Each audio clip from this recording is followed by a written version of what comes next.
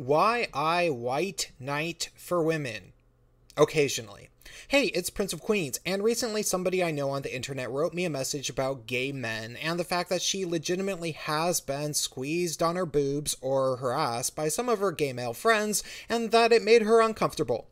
She isn't a feminist, of course, because I chat with her not uncommonly, but she was trying to illustrate to me that she wanted to make sure that I was aware that there are occasionally times in which gay men do things that make women uncomfortable. She did not seem to consider this touching sexual assault, which I think is a good plan, and she admitted that she never explicitly told her gay male friends to stop on account of the fact that she was afraid of having them think that she was uptight and rude.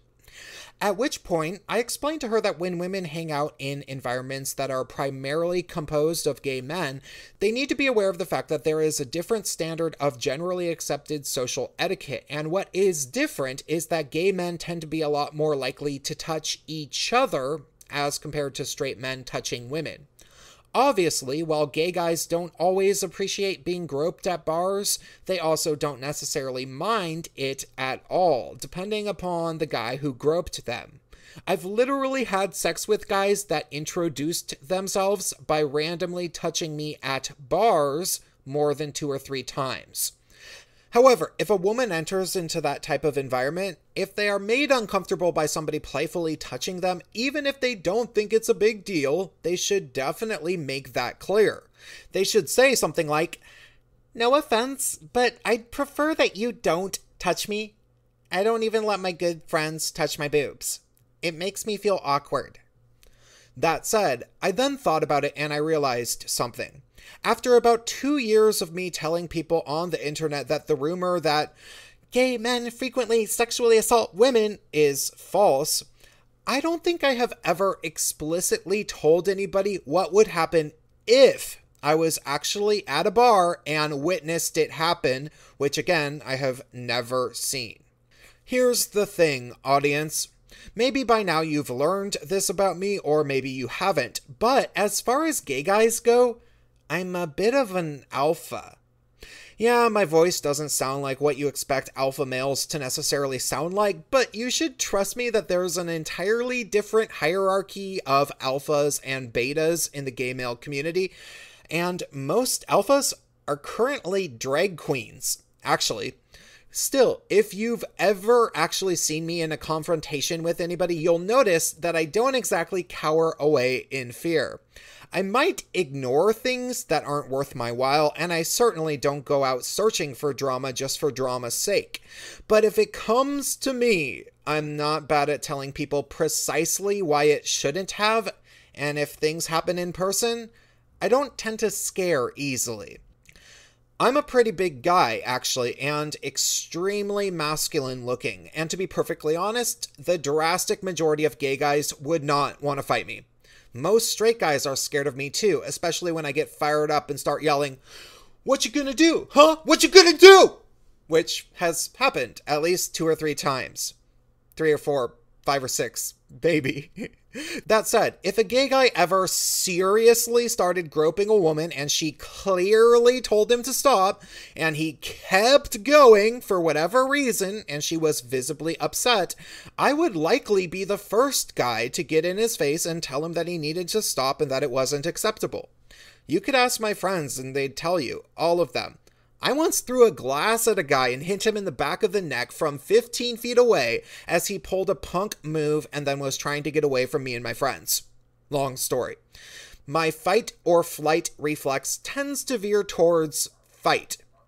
More so, as I thought about this, I realized that the majority of times that I got into such a mode, mostly being at bars, it happened to be instances where women were there, and I was largely feeling as if I needed to protect my female friends from potential danger from males. I can think of 3 times this happened immediately. Most recently, there was a situation at a bar when I was with 2 female friends at a straight dance club. One of the girls, who was particularly shy, ended up being groped from behind by a straight guy that honestly seemed like he was both drunk and on either meth or cocaine, as he was jumping around like a maniac. My other female friend saw him coming up behind and kind of like groping her, I guess, a lot. And being that my other female friend is both a lot more aggressive than her friend and also protective of the shy one, she decided to just go ahead and sock him right in the eye when she saw him creeping out on our friend. Obviously, that happened very quickly, and truthfully, I wasn't even looking when she hit him. I didn't even see him groping. I didn't see any of it. I just was looking in a different direction. However, I was right next to them, and what I did see was the guy freaking out and coming at my friend as if maybe he was going to try to fight her. To which I immediately came to life, got in between them, and told him to stay away, which he did for a moment because I was significantly larger than he was. After a moment of me asking if she was all right, he then started yelling at me a bit, and then I definitely told him that I would beat his ass if he didn't leave us both alone or something like that. To which he grabbed his phone, trying to take photos of us, saying that he was going to call the police, blah, blah, blah. Mainly, this was just instinct from my part, as in the heat of the moment, I didn't care what had happened in the slightest. All I knew was that this guy was acting like he was going to hurt my female friend, so I needed to sacrifice my potential safety in order to stop him. It was that biological gynocentrism MRAs talk about in action. That all said, things should be entirely different when it comes to conflicts on the internet, but truthfully, they more than often aren't. Now, I can't say entirely that I might not have white knighted for a female in recent years, but I can definitely assure you that even MRAs, anti-feminists, and other such people do, in fact, white knight for women on the internet regularly, just so long as they like them. This actually happened to me within the past few months, where a small interaction within the non-feminist crowd actually ended up inciting a bunch of people to white knight for a girl against me, despite the fact that basically not a single one of them actually had any idea what the conflict was actually about, and they were pretty obviously just siding with the girl because reasons. In a few sentences, this girl that I was kind of vaguely friends with but hadn't spoken to in months annoyed me on Twitter, and I let her know that I was annoyed. To which she got defensive while maintaining an innocent-sounding tone, and I honestly didn't really care and basically told her to get bent. And then everybody said I was a horrible monster for doing so. The longer explanation would be that while I didn't dislike her for any reason, I also wasn't super fond of this particular girl, in that I didn't have much in common with her and felt that she seemed to poke her head into drama a bit much from my memory, albeit mainly by way of being in close proximity to some other people that are her good friends that seemingly are only on YouTube for drama. She's always hanging out with these other people.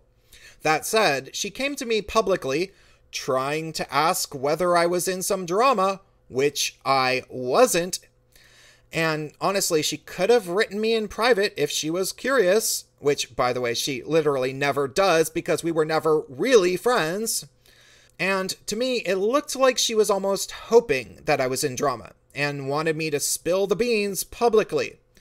Thus, I told her in no uncertain terms that I wasn't in any drama, that she and her friends were a bunch of drama queens, and that maybe she thought that there was drama going on with me as a result of the fact that she and her friends couldn't talk about anything besides drama, seemingly ever.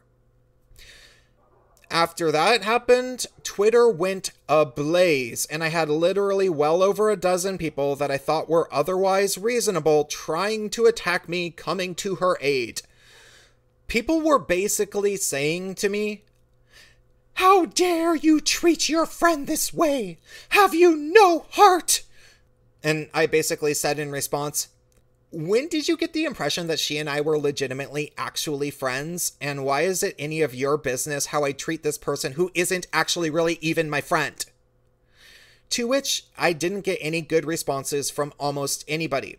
Just a lot of Twitter trash talking, in spite of the fact that the worst thing I actually said was that she was a word that starts with B and rhymes with itch, after things had already escalated. Nobody cared that I decided to be the bigger person eventually and say that I still liked her, implying that I just wanted to forget about the entire thing. Well, after I said that, she told me that she didn't want to be on good terms with me anymore, which honestly didn't particularly upset me as an individual, even though I would have been happy to be on good terms if she wanted to behave like a big girl and admit to the fact that she doesn't necessarily have a right to pry publicly into people's personal lives on Twitter without getting at least a small amount of sass, implying that she hangs out with a bunch of drama queens. Which she did. Regardless, I am not particularly even mad at her and never actually was. What bothered me, and the reason that I'm telling this story, has been the following. Ever since then, there have been people who have judged me for how I handled that situation. And spare me the BS, we all know that the only reason any of you really cared about it was because it was a girl. Would people have cared if it was a male? Unless it was some of the usual suspects who obsessively retweeted everything I would ever tweet for a few months, hoping to get me into a drama stream. Unless it was people like them, of course nobody would care. Let's not kid ourselves. Guys trash talk each other and call each other drama queens on Twitter all day, and nobody even really notices besides the guys themselves. But the second some crap goes down with a female, everything changes. The second it's either Anita Sarkeesian or Rage After the Storm, everybody cares. I know that I have to do it too, occasionally, and White Knight for girls on the internet. I've certainly done it in the past. However, it's something I actively avoid doing. When it comes to the internet, I will only white knight for people who legitimately deserve it, and I use pretty universal standards to determine whether or not somebody deserves to have me come to their aid. If you've noticed, I don't come to people's aid super often. Very, very rarely. I generally just kind of avoid other people's drama. That said, you're probably thinking to yourself that I white knighted for Allison Tiemann when the Kumite people baited her onto a stream to be viciously insulted by Jim for basically no reason. Yeah, I did. I white knighted for Allison Tiemann. And I'd do it again. I don't regret that decision. It was a good one. Similarly, if you look through my older videos, you'll note that I once white knighted for Andy Worski when Francesca Ramsey stabbed him in the back after VidCon in 2007 and talked a bunch of trash about him after being really nice to his face. I thought that that was messed up, so I made an entire video about it. Now, I'd never defend Andy Worski again, almost certainly, but I did it because it was the fair thing to do. Because that's the type of guy I am. That all said, I hope to never feel a need to defend you or defend anybody from you. Play fair, internet, and I'll be watching you.